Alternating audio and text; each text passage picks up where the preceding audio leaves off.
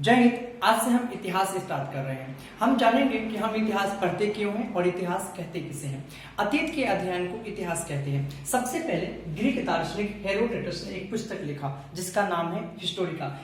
इसी में इन्होंने सबसे पहले इतिहास का व्याख्या किया, वर्णन किया, जिस कारण हम इन्हें इतिहास का पिता कहते हैं। मानव विकास के सभ्यता से या मानव विकास के इतिहास से हम इतिहास को चार भागों में बांटते हैं। पहला होता है आपका प्राग ऐतिहासिक काल।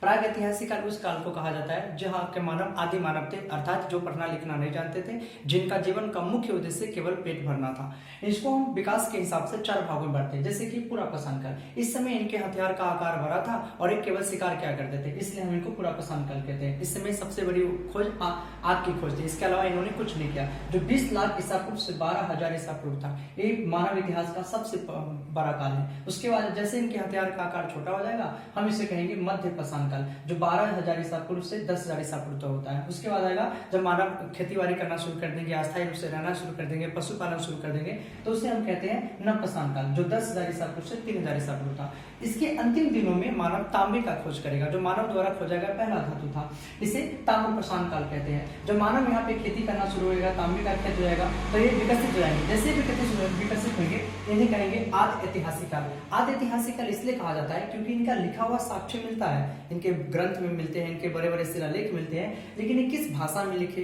एक आज तक कोई नहीं पढ़ पाया, इसीलिए इनको आदि ऐतिहासिक काल कहा जाता है, जिसका शुरुआत 2500 ईसा पूर्व से 1750 ईसा पूर्व है, जिसे हम तीन भागों में बांटते हैं: सिंधु सभ्यता, हड़प्पा सभ्यता। और हड़प्पा सभ्यता के अंतिम काल में कांस्य का सबसे ज्यादा प्रयोग है, जिससे कांस्य सभ्यता कहा गया। इसके बाद जब ये विकसित सभ्यता हो जाएगा और महाजनपद आ जाएगा, तो हम इसे कहेंगे प्राचीन भारत, मध्यकालीन भारत और आधुनिक भारत। इस सब काल को हम विचार करें। आज हम इसके जानना है कि हम सिर्फ जानते हैं कि हमें क्या पढ़ना है। आने वाले समय में मैं पर डे प्रॉपर तरीके से इन सबको डिटेल में पढ़ाऊंगा, जिसे हम क्लास के हिसाब से देख लेंगे। इस काल में किसका खोज हुआ, कब तक जिए, वर्तमान में यह कहाँ स्थित है, वर्तमान में ये कहाँ स्थित है, वर्तमान ये कहाँ स्थित है, इन सब का खोज किसने किया। इस समय आ जाएगा सम्राट चंद्रगुप्त मौर्य, सम्राट अशोक, सम्राट बिंदुसार, यहाँ पे मुस्लिम आक्रमण हो जाएगा। उसके बाद आधुनिक इतिहास, जैसे आधुनिक इतिहास में जैसे कि आपका भारत छोड़ो आंदोलन, स्वदेशी आंदोलन इत्यादि को हम पढ़ेंगे।